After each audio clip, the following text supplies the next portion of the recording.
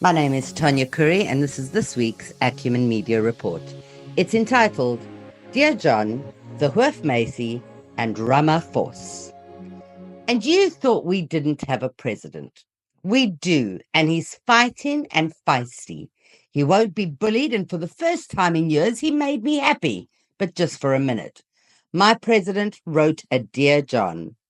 But let's look before we leap or jump and take a step back to see how we got here. Dear John, the DA, my favourite party not, has been strutting around like a rooster with a puffed out chest.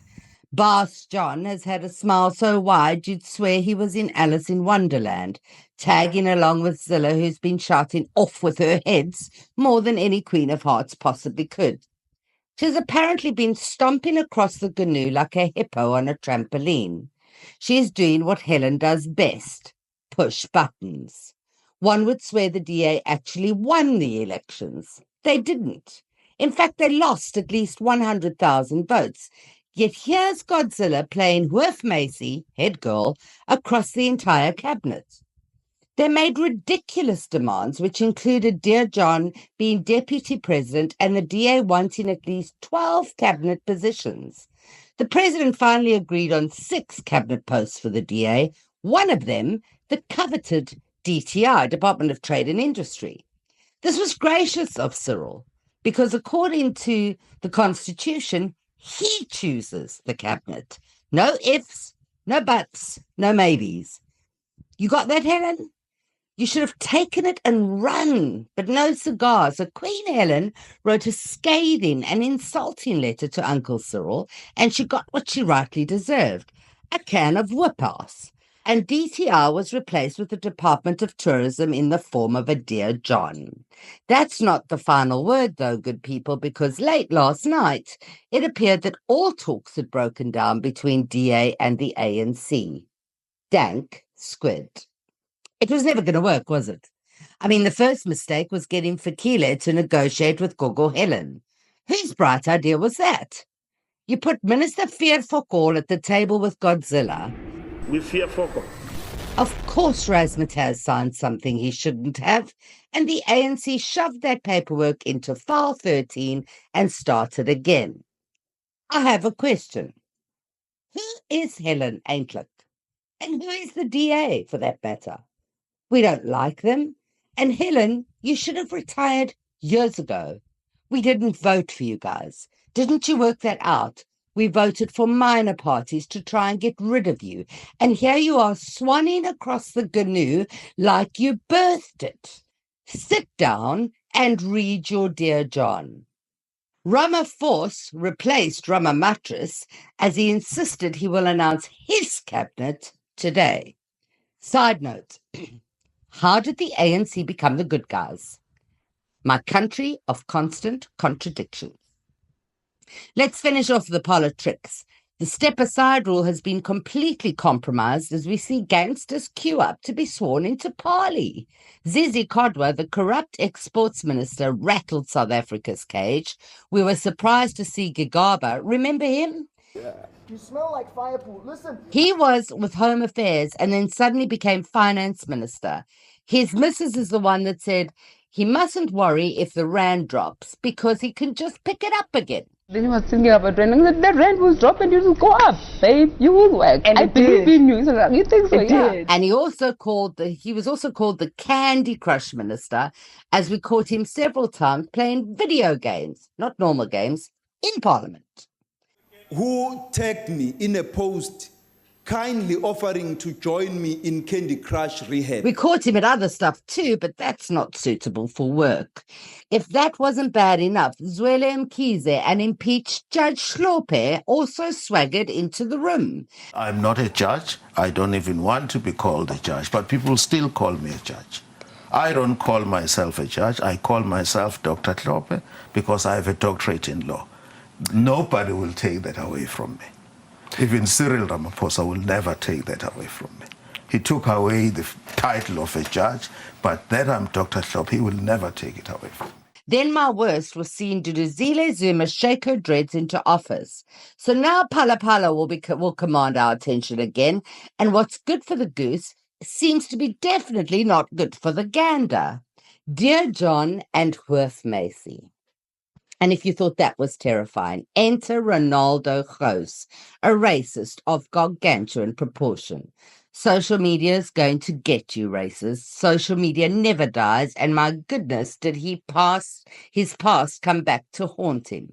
He lamented that his K rant was over 16 years ago. All right, so there's a couple of things I want to say, okay? Kill the kill all the That's all I've got to say. Kill all the kill all the Guys, it was 16 years ago. Why are we worried? If a man killed someone 16 years ago, are we going to care? Of course we are. Well, Gous made it clear that he is a white supremacist, and his comments do not extend from a decade ago, but up to 4 months ago, when he was still spitting racist venom.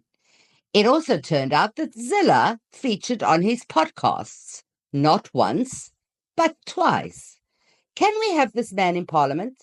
Absolutely not. He was suspended from the DA, and I believe he's been fired, but who knows? He should be in jail, shouldn't he? I don't. And you? Gnu? Moving on to bigger things. Water, which really should be the biggest headline and only headline in our country. Come on, South Africa. Our only focus should be resolving this massive, life-threatening crisis. Gauteng and Western Cape are dealing with dry taps and calling it maintenance. Do I have to point out that without water we will all die? I'd rather point your vision to the east of our continent, to Tanzania and Uganda, where people are never without water and electricity.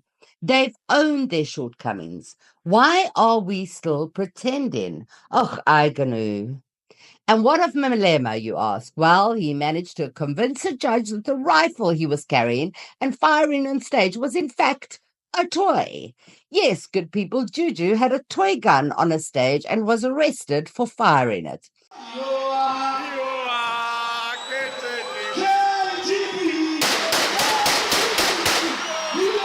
This week, he had the judge eating out of the palm of his hand as she picked up the toy, said it was very heavy, and moved on.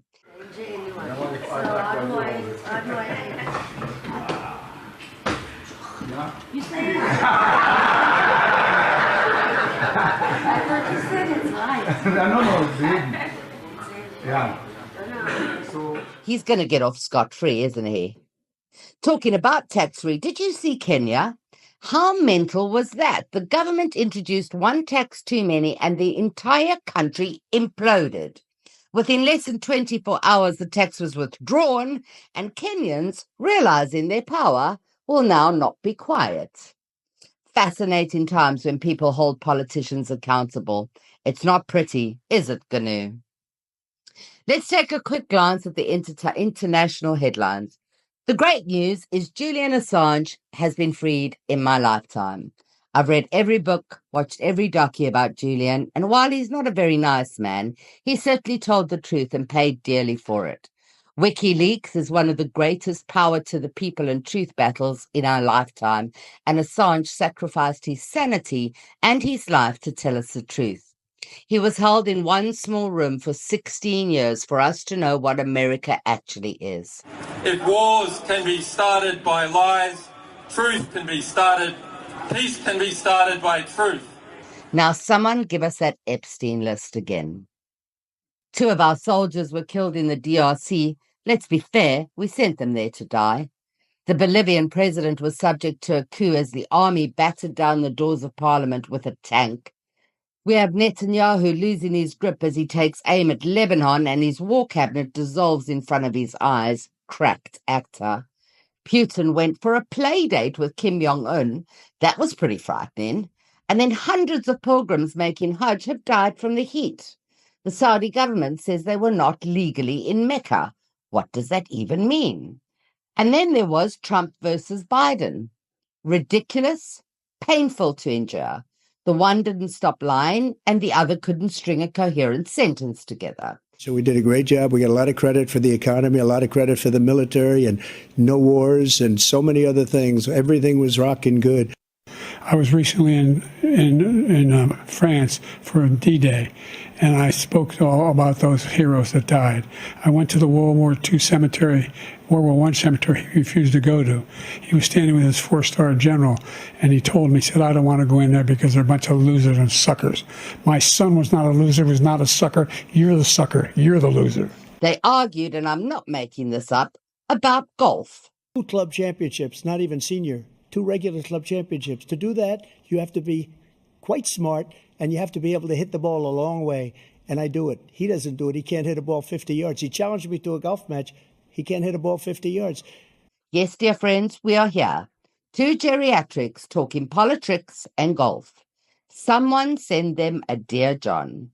To cheer you up, the Springboks are our happy space, and Protea Fire makes for anxious viewing this weekend. I'm back in the water, and I've heard you can dive with the musical background now because the whales have arrived in our Sodwana Bay. The weather is spectacular, and it's still manta season. Don't call, don't even write, not unless it's to Dear John. I'm Tonya Curry, and thank you for scratching the surface with Acumen Media on a fire and forget political week.